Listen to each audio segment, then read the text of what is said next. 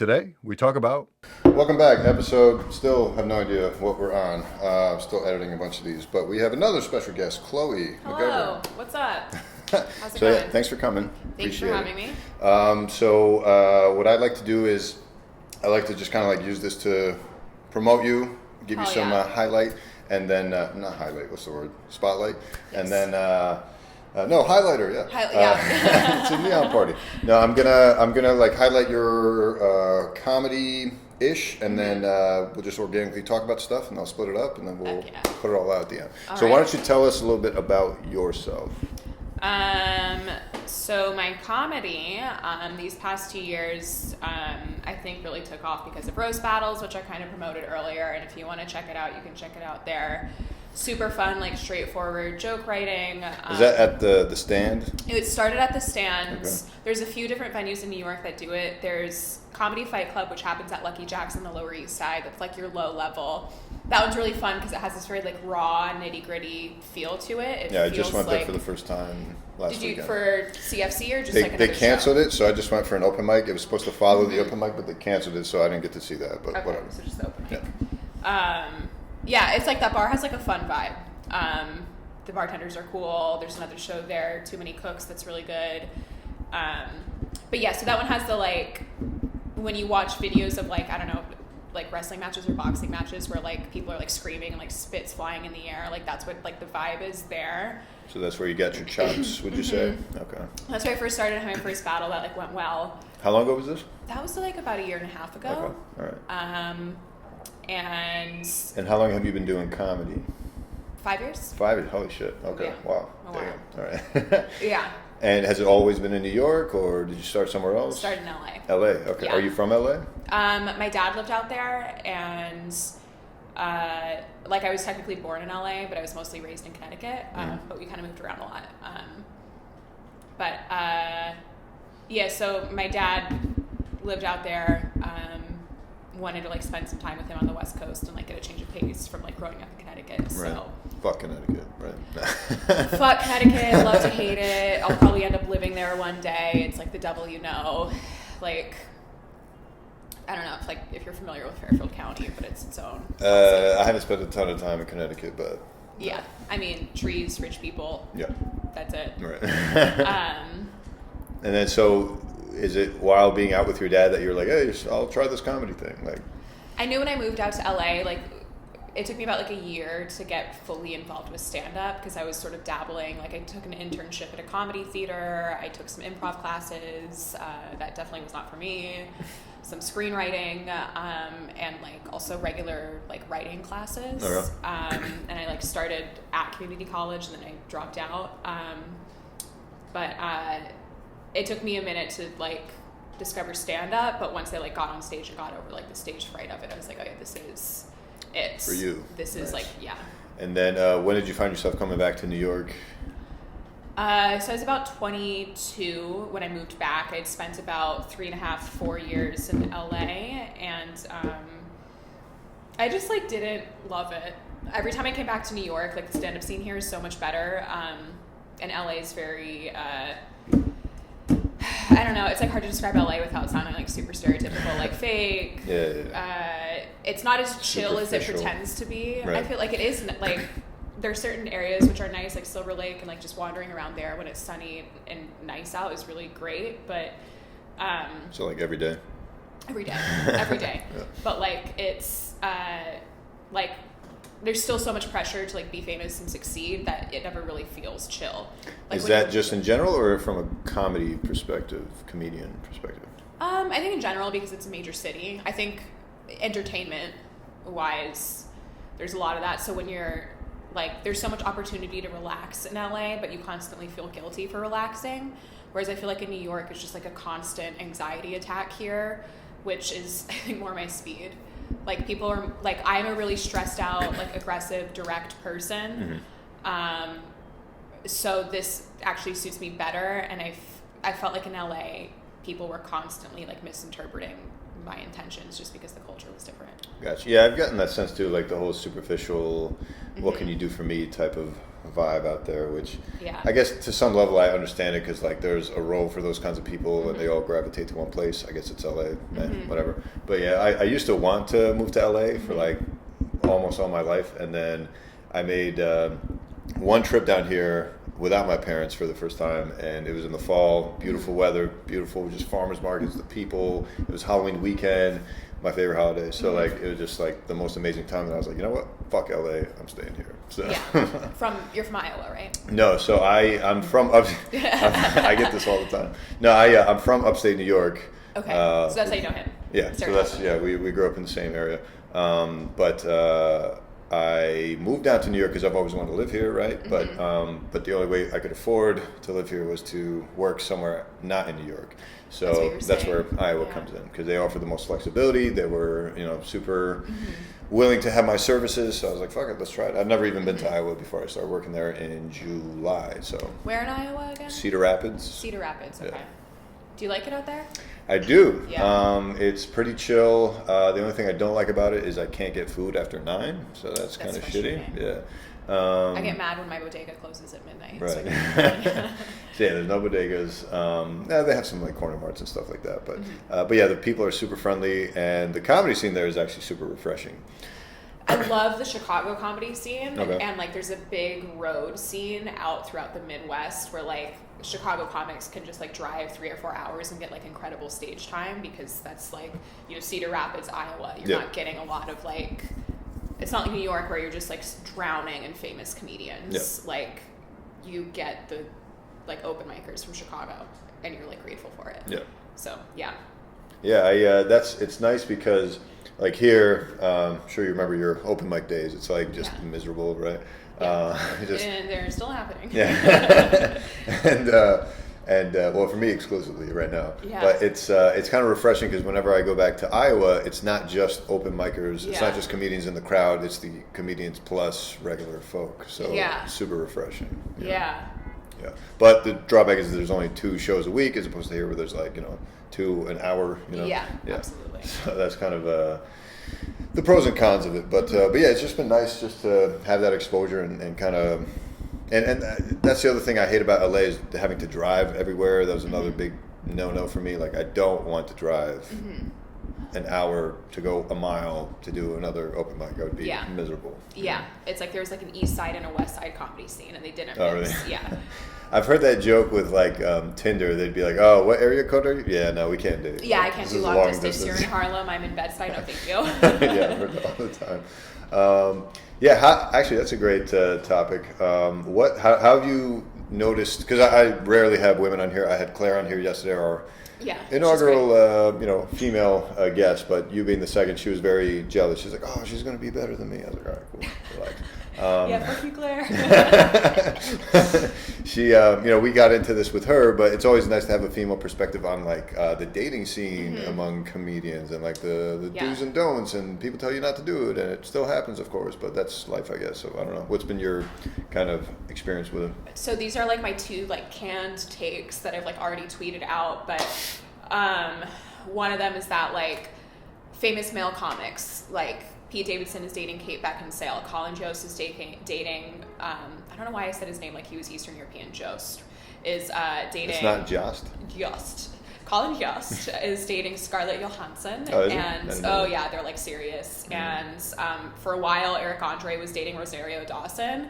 And then like you watch Amy Schumer's special, who's like comparable levels of fame, and she's like, my husband's an autistic chef. He's great. I love him.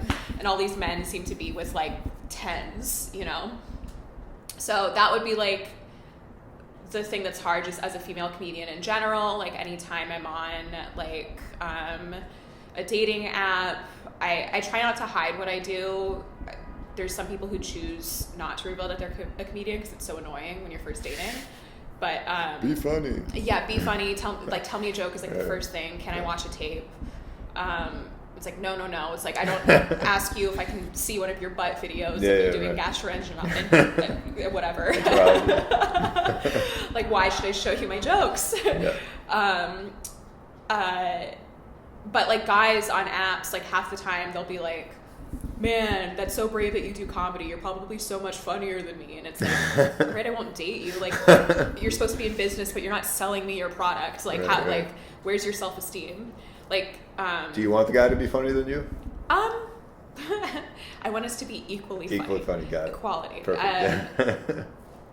No, I mean, it's hard when I'm funnier than the guy because guys are pretty much raised to think that, like, I'm the dude, I gotta be the funny one. Right. And so, depending on the dude, he can feel very emasculated by it if you, like, make too many jokes in a row that are, like, really funny, which I'm doing all the time.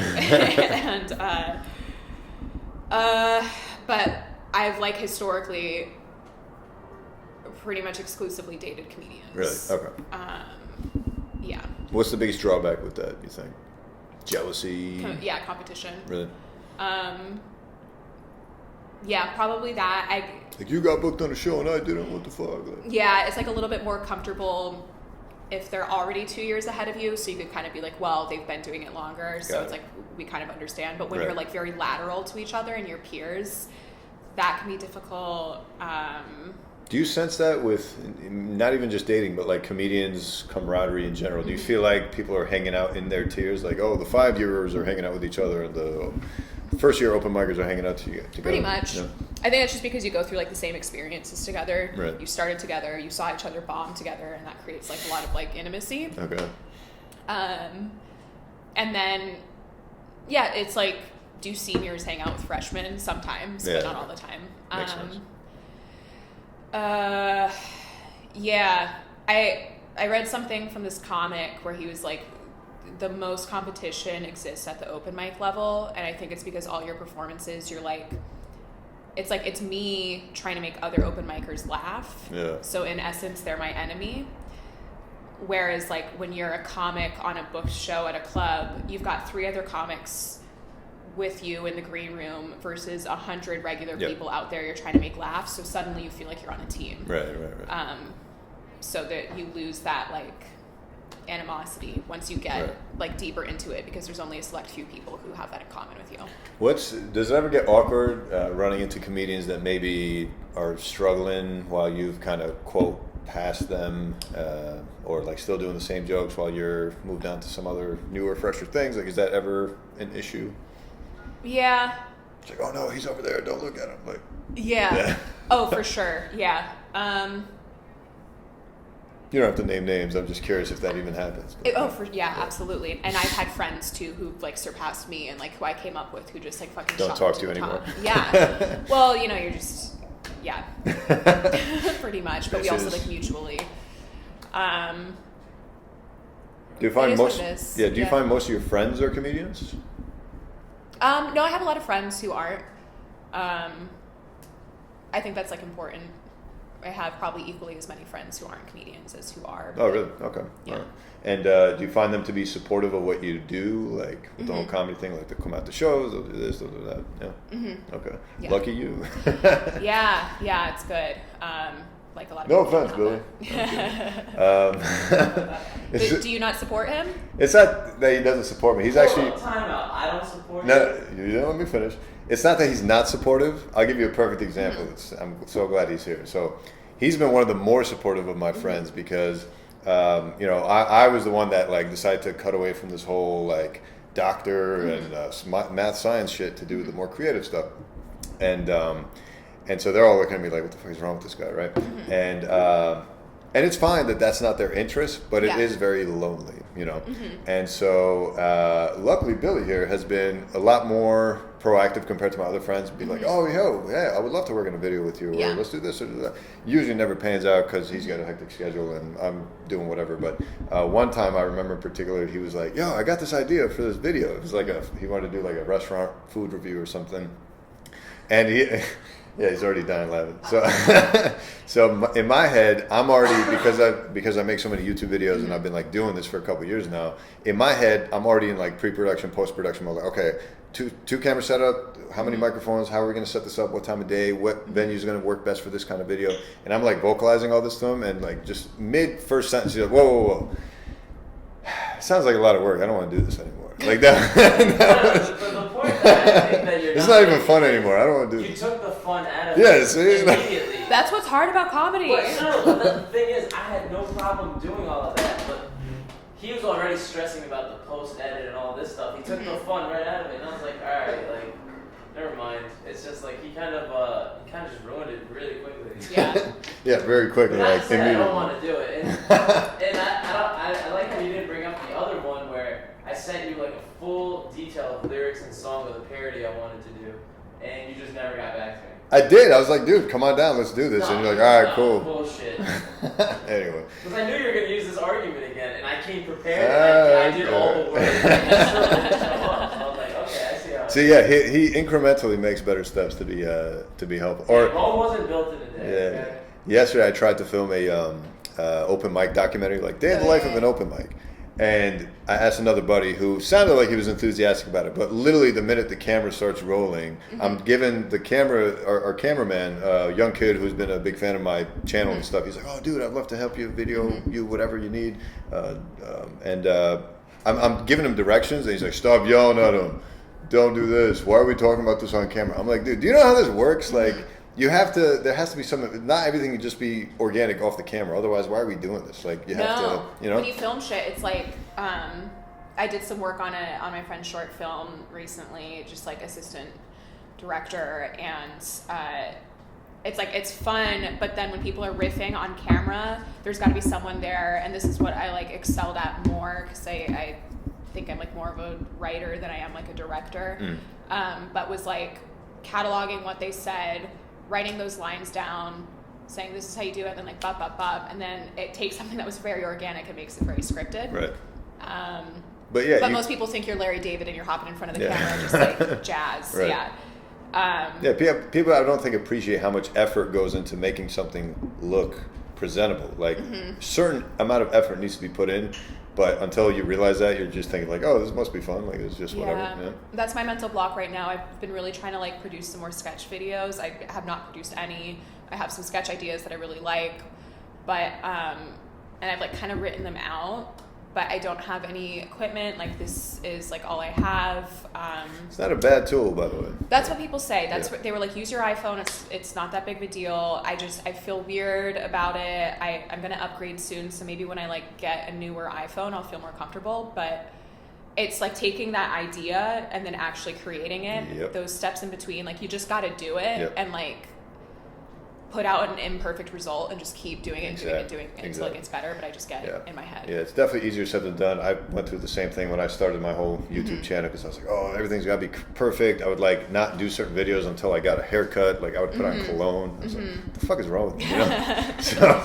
so I was like, it was just, I'm serious, dude. And no, I know, you smell really bad today. yeah. and what's it called? And then the minute I like finally let all that go, and I was just like, "Fuck it, I'm just gonna do this video in my pajamas." Like, content started flowing much easier. I got better at it, and people appreciated the rawness to some extent. So there's like a role for like a well-produced, finished, polished Avatar movie, and then there's also a role for like shaky cam, blah blah blah. Yeah. Candy cigarette. No, thank you. It's a little gag we have. It's on a here. gag. Oh my god, I'm not doing processed sugar right now. No, I just love the idea of having something in my hand that's cool but not killing me. You know? Okay, I was gonna say I saw that and I was like, a doctor who smokes. No, it always throws people off because like, what the fuck? My favorite was one of the other comedians I had on here who I often was like, no, I'm trying to quit. You know? Yeah. I also thought you were about to like light up a cig in your apartment. I was like, that's nice. Yeah, especially with these boxes, they look so professional. You know? Yeah. But anyway, yeah, no, I totally get what you mean with the mental blocks of it. It's like, but as soon as you get over that, I highly encourage you just to put out some bad sketches, and then next thing you know, because you're gonna have to be bad before you get good, just like open mics, just like anything, right? So, Yeah, and I feel like I have so many friends who like do sketches, and I this is another way to go. Oh, sorry, I'm not excited. I'm not trying to critique them, but it's like they come out so polished, and like they're hiring like 100 different people to help them produce like a 3-minute sketch idea. But I look at like the girls from Broad City, and maybe this is because this was 7 years ago and technology has already changed so much, like YouTube has changed so much, but like the Broad City videos, like the first ones are like grainy, poor sound, but the joke's there. and I think it's like look at Curb Your Enthusiasm, like very little aesthetic to it. It's just filming the joke.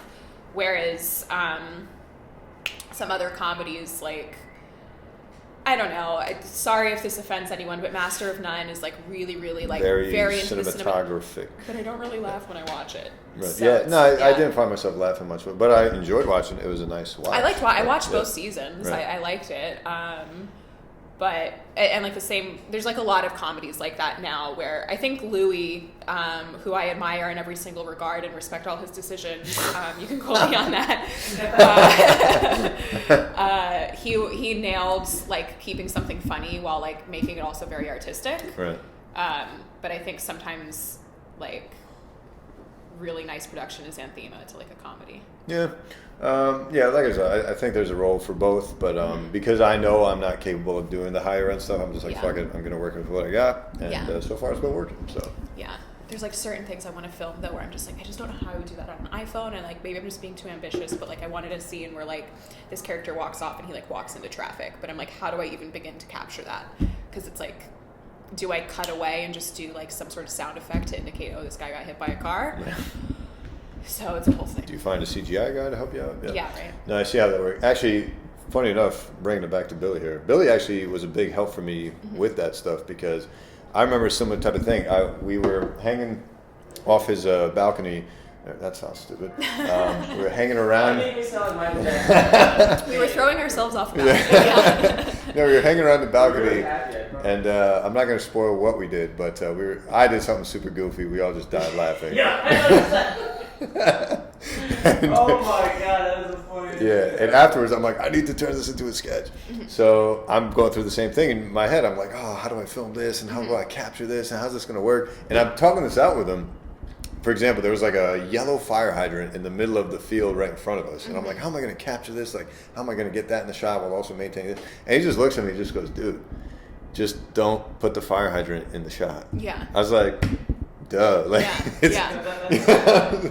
I was so lost in my own shit. I just didn't realize like there was another option. I don't have to verbatim recreate everything that just happened here. Yeah. I struggle with that a lot because I'm a very literal person. So like if a girl invites me over to watch a movie, I will watch that movie. Like I'm going to. Oh, you're one of those. Yeah. I did that with a guy once, and then he like left. Nice. Thursday, 2:30 a.m. I was like, I didn't want to watch a movie, dude. Like, Well, you're I mad. have to ask, what movie was it? Moon? Movie. What movie? Yeah. Moon. Oh, Moon is in the We were just like, What the hell movie is that? it was some like sci-fi movie on Netflix. Okay. And he like kept trying to explain to me what was happening, and I was like, I don't care. Yeah, no, that's. I don't feel bad for those kinds of people. Like, you just gotta. Yeah, that was like a. Hey, I am that kind of person. What are you saying? Yeah, I don't feel bad. Yeah, no, but the older I get, the more you just have to talk to like people like their children and like they're autistic and be very literal and be like, these are my attentions. Yeah, no, you're right. Yeah. Because I truly believe I'm probably on the spectrum a little bit. And Yeah. I think I just missed that wave of like Adderall, dosing every kid on Adderall. Like I think I missed that wave of generation because I was a wild fucking kid. Yeah. And, well, you yeah. were talking about Adderall earlier, and I'm working on a bit right now because it is a spectrum, and it's like I've been working on a bit. I've been having issues with it because if I deliver the lines wrong, it sounds like I'm making fun of autistic people. Whereas like you want people to laugh at like the traits of autism, but you don't want them to think you're just like. But it was about how like. I think I'm probably, like, if it's 1 to 10 is the spectrum, I'm probably, like, a 5, like, a little close for comfort. Okay. You know? Which is, like... Yeah, I'm probably more like a 6. Yeah. Maybe a 7 on some days, yeah. Yeah, I mean, it's luckily not something that affects my life routine, I guess you could say. It's not like a hindrance. If anything, it's a good thing because everyone else is just like, how the fuck are you doing 4 open mics today? Like, what is wrong with you? You know what I mean? So I think it definitely helps with like zoning in and focusing on a specific thing. But yeah, I don't have any fun sketch ideas for it. The shoes, yeah, the shoes are a perfect example. People are like, how the fuck do you know all this shit about shoes? Like, what are you doing? So yeah, there's definitely some component of that, I think. But yeah, all doctors love to self-diagnose themselves with everything. Yeah. let's see, what else did I want to talk to you about? So the show you run every Monday at the Rochard, Check it Upper out. East Side, yeah. Yeah. So I noticed you guys draw a big medical crowd a lot. Right. Well, that's because of the location. It's in between a bunch of different hospitals. Yep. And I think, like, once, like, one group of people from a hospital figures out they like this bar and it's a fun hang, then just, like, they tell everyone who works at the hospital and it becomes, like, the hospital hang. That was, like, I was working at this restaurant over in Chelsea. We liked to go to Cooper's, and suddenly that became the bar in Chelsea where all the, like, restaurant workers kind of hung out. Got it.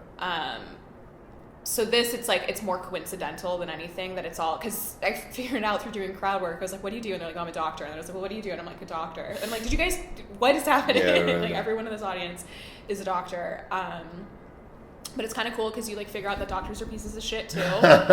Surprise! Yeah. Surprise, motherfucker. It's Yeah. true. We suck. Often. But, well, my mom's a nurse, and, you know, she's human. She's very human. Yes, we do have a fallibility. Yeah. It's funny too because I didn't find myself there because of the doctor's connection. Mm-hmm. I found myself there because Tone, the guy that works there, Mm-hmm. he's a sneaker guy that I know from YouTube. And through social media, I was like, "Oh, dude, I'm living in the city now. Where can I find you?" He's like, "Oh, well, I work at this bar. If you want to come by, and there's comedy on Monday nights." Yeah. I was like, "Oh, perfect." So it's funny. Like I found myself there, and it's all medical. I shouldn't say all medical, but it's been Yeah. definitely noticing a preponderance of that there. Do you like that? Do you feel like that's useful for material and crowd work stuff, or do you feel like it's a hindrance in some ways? I think so. I think it's cool because I feel like, you know, when I was like, I'm doing a show on the Upper East Side, I was like, oh, it's going to be like yuppies and finance people. But Right. because they're doctors, they're like, I definitely wouldn't call them working class, but it's a different sort of mentality than, like, you do get some finance guys in and they're like much. Usually when there's finance guys there and I walk around and start warning people there's a comedy show coming up, when I first say hello, they think I'm hitting on them and they get excited. They stay for the first 10 minutes to see if they can bang, Yeah. and then I start shooting my mouth off and they're like, let's go somewhere else. Wow. Let's go find a Tory Burch flat to fuck. Yeah. I haven't noticed a ton of finance people there, but there was one Yeah. week I remember there was a bunch of them there. So yeah. Suits usually. Yep. But yeah, they're more fun, and for certain bits, like, I do end up talking about, like, therapy a lot, which I should probably pull away from or find. So that's, like, interesting to do crowd work on. I wanted to, like, I've been working on a bit regarding the whole, like, vaccination thing and how, like, parents would rather have their kids, like, die of the measles than be autistic, and, like, how insulting that is to autistic people, and, like, but that's where I get tied up because I'm, like, talking about how much I think autistic people are great, but then people think I'm mocking them because, like, there's a set of women, I don't think you were there that day, but who were like, apparently, I started off that bit, it's very raw, I can understand why people would hear, like, in that show in particular, it's an ambush show, people don't know that it's coming, so Right. I'm talking to a microphone and they're just catching snippets of what Yeah, I'm yeah. saying, but they're not listening to the whole thing, so they just heard autism and Down syndrome and decided to get offended, but then stayed at the bar for the next hour shit-talking me, apparently, at the end of the bar. I didn't catch any of it, Yeah. but the bartender told me later, they're like, oh yeah, those women hated you, and I was like, oh, cool. But, Comes with the territory, though, you know. yeah, I can't, like, worry about offending people too much, but it was just something I took into account of, like, and I talked to another comic about that joke because it's not killing right now. There's, like, a lot of, it's hit or miss, and I was like, what's missing here? And she's like, you need to explain up top, like, where you're coming from. So I'm gonna, like, include more. I have a cousin who has Asperger's. Oh, He's okay. like a total sweetheart. I'm gonna include more, like, anecdotal evidence there. Yeah. No, I've noticed that in my limited experience so far. It's like you can do the craziest, scariest, most disgusting joke offensivest joke you can think of, but if it's not funny, you're screwed. It's gotta be funny. It's gotta be funny. Yeah. That's all that it is. It's like, Yeah, and especially those kinds of ledge type topics, it's like you better come correct. well, those are my favorite comedians too, were people who kind of, like, they started off with this joke eating shit. You're a Jeselnik fan type of thing. I like Jeselnik. I mean, that's roast battles. there's a comic, Drew Michael, who's really that's definitely his wheelhouse, is like offending for like 3 months while he works out a joke, and then suddenly that joke is like killer. Right. I don't know if I could do that. That's a very difficult thing to undertake. But yeah. And I don't want to. I'm not like a, fuck you if you get offended. I'll very much be like, I'm so sorry. I didn't mean like, yeah. Yeah, no, I think I hear that theme constantly. It's like comics are trying to make you laugh. No comic is out there like, how do I piss off people today? It's like, it's not the intention. Well, and it's like, you want to make people, feel better about darker topics, and stop being so afraid of them. I think it's hard because certain people's intelligence level doesn't allow them to compartmentalize something equals bad versus something can be bad and funny. It's like, they can be like joking about my mom died, and it's like, oh, death, that's a dark topic, so that's where my brain cuts out. Whereas if you were just to like entertain that this death thing could be funny, I feel like some people I don't think are able to handle that. Yeah, and then you get to eat shit because of it. It's like frustrating. It's like, if you people were smarter, you get this. But also, I don't want to be one of those comics where like, I'm just too smart for everyone else. Yeah, I hate that attitude myself because I really don't like those comics that are like, if the crowd like starts becoming, what, you lose? No, I scored. Oh. If the crowd starts to like turn against you, or they're just, or not even turn against you, but like they start getting on their phones or they start talking to their neighbors. Like, I've seen those comics that like lose their shit and like storm off like, fuck this, like I deserve a respectful. I just like, no, dude, you didn't engage them enough. That's why the Rochard is so good. People ask me why I do that show all the time, because I got brought on as like a co-host because I did it a few times and I did well. And Katie and I are really good friends. But that show, no one is there to see. Like, you're there to see comedy. You're my one audience member. Maybe a few other people come regularly knowing that it's happening, but a lot of people, it's like, you saw this last show. It could be real hit or miss. Sometimes we draw people in. That show, we happened to like walk half the crowd because they had shown up to this bar to watch the Yankees game or March Madness, and we interrupted that. And part of it was like, no matter how engaging I was going to be, they just they were there to watch the Yankees. But it is a challenge. It's like, some of the things that I've learned is like, crowd work makes every single joke pop. You can have the same lines, but if you throw it as a question to an audience member rather than just introducing it yourself, it pops by like 30% more. I've noticed that with open mics too. Like, if I look at someone directly and like address the joke to them, or if I bring them along, like, hey, you were talking about this earlier, by the way, I'll find that person at least will laugh. Absolutely. And that's like a trick too, where I'm just like, I'll just make aggressive direct eye contact with you so I have one pity laugh. And then like talking fast, just like flexing your voice a little bit more, so it's like creating more emotion, like you actually care about what you're saying. You gotta sell it. Learn that too. And it depends. I mean, there's comics too who like, they manage to do you know who Dina Hashem is? I've heard of her. Very dry, quiet energy. And like Daniel Simonson, love him, has that too, where it's just they're so hard to follow because they have this quiet energy that sucks you in.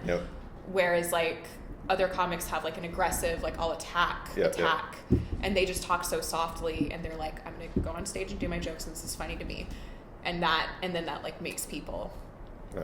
Daniel made my all-time favorite YouTube clip sketch ever. Oh, I didn't know he had a YouTube. Well, it's not on his channel technically. I think it's like one of these like Comedy Network channels. Like, a couple of his clips are on there. Very well produced and all the kind of stuff that you're struggling with. It's very well done.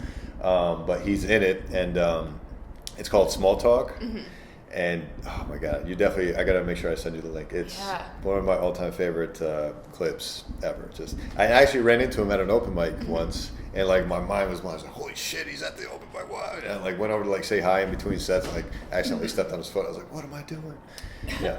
I tried to he grab probably apologized to you. Yeah. Sorry. Yeah. How do you think I tried to get a picture with him and I could sense that he wasn't really into it. So I was like, all right, I'll back away from this. But yeah, I was so blown away, like, holy shit, he's here. And he crushed too. He was so funny. It's so weird when you're like a comedy fan before you get into comedy, because that was what happened to me when I was in LA. I started to learn who the underground comedians were, and I thought they were famous from interning at this comedy theater. Not famous at all. Yep. I don't know if you know who Hampton Yunt is. Don't know that name. Really, really funny writer. He's like, I would call him like a cross between Patton Oswalt and like Rory Scovel. Oh, okay. High energy, tightly written jokes. Gotcha. Yeah, I wish I had that skill set. I am not a writer at all. Yeah, I don't know what I am. I think I'm more of a writer. I just don't sit down and write enough. Gotcha. But yeah, I thought he was like famous, and he's got some level of like acclaim, but he's definitely not like that, you know.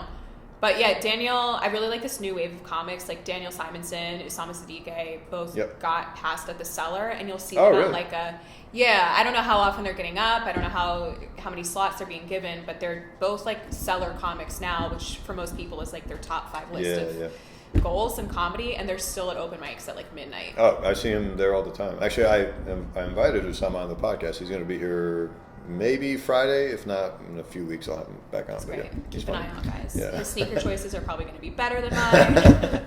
Yeah, no, he's super good, and you can clearly tell this guy's been doing this a long time and all the time. Like, you're clearly one of these guys that's like doing like 6 a day, just like constantly doing it, which is what you got to do, right? But yeah, it's I noticed from what you were saying with these A-list comics, even the A-list comics, at least on the, I can't speak to the LA side, maybe you can enlighten us more, but on the New York side, I've noticed, like, I'll go to the Cellar, I'll go right up to David Tell and be like, hey, David Tell, I love your stuff, and we'll just, be shooting shit, or I'll run to Jim Norton or whoever, and they're just like very open and very communicative, and it's not like these A-list actors who I feel like are behind this red carpet wall and you can't really access them. Oh my god. I waited on an actor yesterday, and it's weird because I feel like let's call them like C-tier actors, where like I saw him, I knew his face, but I couldn't remember his name, like that level of actor. Gotcha. They're way more guarded than like I've waited on like Jennifer Lawrence, and she's been like, she'll like chat with you, and that's like who she is, I guess, but like I don't know if she's a great example.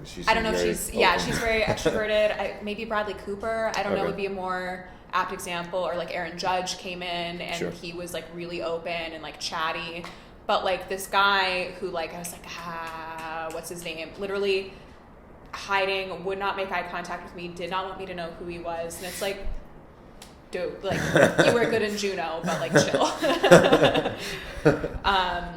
And then comics, I don't think we have that level. Like Jim Norton, if you say Jim Norton to your mom, they won't. Who? Yeah. I think that's part of it too, is like because they're not in like major movies that like millions of people have seen, they're not dealing with that same level of like, okay, enough, I gotta pull away here.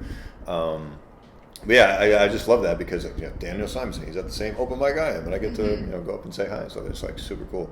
I guess I don't know. I haven't heard much about the LA scene because I don't meet a lot of LA based comics, obviously. But how I can't remember if I don't think we talked about this, but how's the open mic scene out in LA? Way more difficult. That's what LA's great if you're like an A-list comic. There's like tons of stage time for you. But for the middle class of comedians, where you have like your Osama Siddiquis and you're like Daniel Simonson, where they're really good comics, but they're not a draw yet. No one's going to see their name on the flyer unless it's like you or me and be like, I got to check this guy out. Right. It's way harder to get stage time there because people don't want to leave their homes. There's more driving. You're not walking around and getting barked into the Cellar. You're like, if you're going somewhere, it's on purpose, and like it's a place that's like saturated with entertainment, and everyone's got a show they want you to come out to, a concert. You're tired of your friends inviting you to all their things. So yeah, that's different. And then the open mics, fewer of them, and there it's way more common to have a mic where like 100 to 200 people show up, like open What? mic comedians, maybe closer to 100. Jesus, still. Only 80 get up, and at the end of the night, you find out you're in that group of 20 that didn't get their name drawn, and that's it. And you just blew 2.5 hours. Wow. And just fuck that. Yeah, that's why I left. People, open micers in LA are fucking miserable. Like, it's a miserable experience altogether. Partially because comedy is hard, and also because I think we're like prisoners of our own like fucked up minds. Yeah. But the other aspect is like it's just physical. There's way more space, and there's huge parking lots to go hang out at, and the weather's always nice. So I would go to open mics too, where there's 30 people signed up, 25 of them are outside talking shit. They flood in to watch their one friend or the one guy that routinely kills, and then they flood back out as soon as like a newcomer comes on stage. So It sucks. And when you're like brand new to comedy and you're like a new open micer, you like have to have a right-sized head about where you are in the scene, because otherwise that'll fuck with you. Oh yeah. Yeah, no, this is not for everybody. I've learned that. Not the hard way, but yeah, it's just, man, I sometimes start to question, like, what the fuck am I doing, you know? Yeah. So are you hoping to like completely pivot out of medicine and just do this full time? No, I wouldn't say pivot completely out, because A, it's going to be a while. Yeah. B, I like the fact that I can bring the medical angle with me, so I feel like it allows for a lot of content. Well, who else? Kim Jong. Is that Dr. Kim? Because I was about to Dr. say Ken Jong-un. Ken Jong, yeah, sorry. Ken So I was like Kim Jong-un? Yeah, I misspoke. Dr. Ken. Yeah. Because I was like, wait, no, it's not Dr. Ken. He started as a doctor. There's Dimitri Martin, who started as a lawyer. Right. There's like a few like that. Yeah, no, I'm definitely, I don't know any other doctors that are really doing this actively currently. Nothing I've seen on my social media. But yeah, I'm told that a lot, especially with all the videos I pump out all the time. Yeah, and I'm way behind on these podcasts. I'm like, well, between the medical aspect and the shoe aspect, I think you've got yourself like a solid brand. Right now already, like, and that's half of it. Yeah, and then I threw in the comedy thing, and it was just like, yeah, it's been a lot. It helps not working 2 weeks a month. Yeah. What was I going to say? Yeah, no, I don't think I'll ever leave it completely, because I like having that balance of art and creativity, but also something like actually, quote, useful, for lack of a better word, because I never used to understand this until I started doing like creative things, YouTube, Instagram, comedy, whatever, where like people, artists would talk about how depressed they are, or like how they're like lost or whatever. Never got it. I finally started to get it after I started doing it, because I was like, holy shit, man, if you base your entire existence on something creative, which is, quote, not real, it's like, it's only important to you, or what's the right phrasing for this? It's like, when someone challenges you, like if someone leaves a hate comment and people take it so personally, I'm like, dude, it's just a fucking hate comment, get over it. But I kind of get it now, because it's like, dude, they're challenging your entire existence. Yeah. And is this really real, and is this really worth it? Whereas with the medicine, it's like, what the fuck are you going to say to me? I literally save lives. So you can talk all the shit you want, but I'm offering a service to humanity. So I love the fact that I can still have that to keep me humble while pursuing these other creative things that could go nowhere, could only be special to me, but whatever, Yeah, I think it's important to have something outside of comedy, because the comedians that I see who lose their minds are the ones who like, this is it. This is comedy is their god. It's the center of their universe. Everything that they do is like filtered through that. And it's like, you got to have something outside of it that's like, you know what, if I never make it in comedy, it's still worth it because I got to do this. Yes. I kind of came to peace with the fact that like, if comedy doesn't work out, I will be working in restaurants for the rest of my life. And like, if I focused 100% on restaurant work, I can, ascend the ranks and be GM or like whatever someplace. Right. But yeah, I like actually look forward to going in and waiting tables now, because it's 50% mechanical. It comes pretty easily to me. I get to talk to like regular people and just like chill out for a second. Like I enjoy going into work. Yeah. How often do you work? 4 shifts a week. Oh, 4 shifts. Okay. That's not pretty bad. solid. And like with waitressing too, it's like a daytime shift will be like 10 to 3. Okay. So it's like 5 hours. It's not that bad. I got sick of it because I was at this one restaurant, and you just got to like switch it up a little bit, because I was there for 2 years, and just you get over it. Getting stuff, yeah. No, I sense the same kind of thing with people who are only in a non-creative field too. So Mm-hmm. like people who are solely been working in restaurants their whole life, or people who are solely doctors. Like if you challenge their existence as a doctor, they'll get super offended. Or if you question their knowledge base, or if you anything, they take it like a personal attack. Like, hey, Yeah. And so yeah, You have to have an outlet. I think it's good to have both and be balanced. Yeah, because if your entire identity is based on one thing, if it's challenged in any way, it's going to fuck with you. Yeah. I have my roommate is a grad student for biomedical engineering, and she's constantly like looking for some sort of like, she used to be an actor in high school. She didn't feel as if she wanted to pursue it, but she like bought a camera to like try and pursue that, or like and just like take photos for her leisure, and like created an Instagram account based off that. And I just feel like I see so many people doing that nowadays with like, they've got a little side creative thing just to like not go crazy. Right. Yeah, no, it's very important, I think. Yeah, let's see how we're doing on time here. I think that should about do it. This was a great talk. Yeah, absolutely. Yeah. I want to give you one last opportunity to plug whatever. What do I have coming up? Yeah, if you're doing any shows, if you're... I'm potentially headlining in Vermont. I haven't locked it down yet because I had a friend that dropped out. I don't even know where it's at, so forget that. But and I don't even know when I'll finally put this out. So, yeah, who knows? Hopefully it's not soon. But. My big thing that I am working on right now is I'm producing a podcast called Barely Legal. It's a podcast where we examine topics where people get away with things because people don't know the legality of it.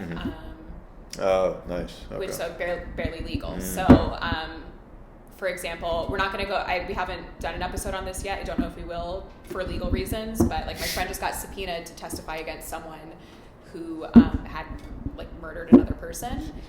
And she's freaking out because cops use excuses they can trap you into answering questions you don't legally have to answer. So stuff like that. Yeah, that'd be useful. We have 3 episodes recorded. We're going to release it as soon as we have 6. So we have some in the tank to like fire out. So keep an eye out. Barely Legal. Cool. That's we will link that. You want to link plug your handles again? Yeah. Twitter is at Chloe McGovern. Or it's like Chloe_McGovern. And then Instagram is Chloe McGovern, but McGovern is McGovrn. Yeah. Just Google me, it'll come up. Nice. All right, cool. Yeah, thanks for coming. Thank you so much for having me. Yeah, it's a pleasure having you. you. See you next time. Bye.